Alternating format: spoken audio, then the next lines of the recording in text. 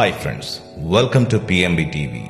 వసుదేవసుతం దేవం కంసచాణూరమర్దనం దేవకీ పరమానందం కృష్ణం వందే జగద్గురుం. జగద్గురువు శ్రీకృష్ణ పరమాత్మ మానవాళికి అందించిన అద్భుతమైన వరం భగవద్గీత. భగవద్గీత నిత్యం పఠించడం వలన అనేక ప్రయోజనాలు ఒనగూరుతాయి. అయితే భగవద్గీతలోని ఏ అధ్యాయం చదివితే ఏ ప్రయోజనాలు ఫలితాలు లభిస్తాయో తెలుసుకుందాం. అర్జున విషాద యోగం.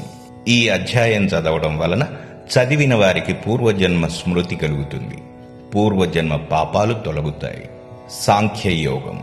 ఈ అధ్యాయం చదవడం వలన ఆత్మస్వరూపం గోచరిస్తుంది, అలౌకిక శక్తి లభిస్తుంది, సుఖశాంతులు కలుగుతాయి. కర్మయోగం.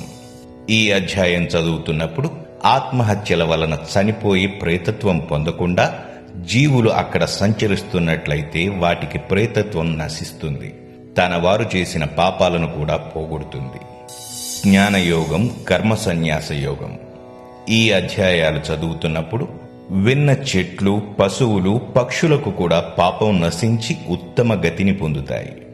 4వ అధ్యాయం వలన భయద్వేషాలు, 5వ అధ్యాయం వలన మహాపాపాలు తొలగిపోతాయి. ఆత్మ సంయమ యోగం. ఈ అధ్యాయం చదివిన వారికి అన్నదాన, గోదాన, విద్యాదాన ఇలా సమస్త దానాల ఫలితం లభించి విష్ణు సాయుధ్యం పొందుతారు, జ్ఞాన సిద్ధి కలుగుతుంది. జ్ఞాన విజ్ఞాన యోగం. జన్మరాహిత్యం కావాలనుకునేవారు ఈ అధ్యాయాన్ని చదివితే చాలు, ఉత్తమోత్తమైన జన్మ కలుగుతుంది. అక్షర పరబ్రహ్మ యోగం. ఈ అధ్యాయం చదివినా విన్నా బ్రహ్మరాక్షసత్వం వదిలిపోయి పాపాలు నశిస్తాయి, ముక్తి కలుగుతుంది. రాజవిద్య, రాజగుహ్య యోగం. ఈ అధ్యాయం చదివితే ఇతరుల దగ్గర నుంచి మనం ఏనాడైనా ఏదైనా వస్తువు ఉచితంగా గాని దొంగతనంగా గాని తీసుకున్నందువల్ల సంక్రమించిన పాపం, రుణం నశిస్తుంది, యజ్ఞం చేసిన ఫలం లభిస్తుంది. విభూతి యోగం. ఈ అధ్యాయం చదవడం వలన ఆశ్రమ ధర్మాలన్నీ సక్రమంగా నిర్వహిస్తే ఏ విధమైన పుణ్యం వస్తుందో ఆ పుణ్యం వస్తుంది, జ్ఞానం వృద్ధవుతుంది, మహా ఐశ్వర్యం లభిస్తుంది. విశ్వరూప సందర్శన యోగం. ఈ అధ్యాయం నిష్ఠగా పఠించడం వలన భూత ప్రేత పీడలు తొలగుతాయి. భక్తి యోగము. ఈ అధ్యాయం శ్రద్ధగా పారాయణ చేస్తే మన ఇష్టదేవత సాక్షాత్కారం జరుగుతుంది, జ్ఞాన దృష్టి కలుగుతుంది, ఏకాగ్రత, భగవంతుని ప్రీతి కలుగుతుంది. క్షేత్రజ్ఞ విభాగ యోగము. ఈ అధ్యాయం చదవడం వలన చండాలత్వం నశిస్తుంది, కోరిన ఫలము లభిస్తుంది. గుణత్రయ విభాగ యోగము. ఈ అధ్యాయం చదివితే వ్యభిచార దోషం, స్త్రీ హత్య పాతకం తొలగిపోతాయి, మహాశక్తి అనుగ్రహం లభిస్తుంది.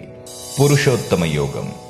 ఈ అధ్యాయాన్ని భోజనం చేసే ముందు పఠించాలి, దీనివల్ల ఆహార శుద్ధి కలుగుతుంది, జీర్ణశక్తి పెరుగుతుంది, మోక్షం సిద్ధిస్తుంది, మహాతపస్సు చేసిన ఫలం లభిస్తుంది.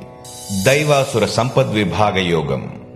ఈ అధ్యాయం చదివినచో చదివిన వారితో పాటు విన్నవారికి సైతం బల పరాక్రమాలు సిద్ధిస్తాయి, ప్రతి కార్యంలోనూ విజయం లభిస్తుంది, రాజాధిరాజులా వెలిగిపోతారు. శ్రద్ధాత్రయ విభాగ యోగం. తీవ్రమైన దీర్ఘకాలిక వ్యాధులతో బాధపడేవారు ఈ అధ్యాయాన్ని పఠిస్తే మంచిది, సత్వరం ఫలితం కనిపిస్తుంది, అనేక వ్యాధులు దూరమవుతాయి. మోక్ష సన్యాస యోగం.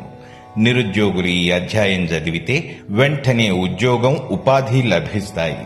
అంతేకాదు యజ్ఞం చేసిన ఫలితం కూడా ఈ అధ్యాయ పఠనం ద్వారా లభిస్తుంది, దాన ధర్మ యజ్ఞాలు చేసిన ఫలం లభిస్తుంది. సో ఫ్రెండ్స్, ఆది గ్రంథమైన మన భగవద్గీతని చదవడం ఆరంభించాలని ఆశిస్తూ మరిన్ని వీడియోస్ కొరకు మా ఛానల్ని సబ్స్క్రైబ్ చేసి డైలీ అప్డేట్స్ కొరకు ప్రక్కనే ఉన్న బెల్ సింబల్ని ప్రెస్ చేయండి. And don't forget to like and share the video.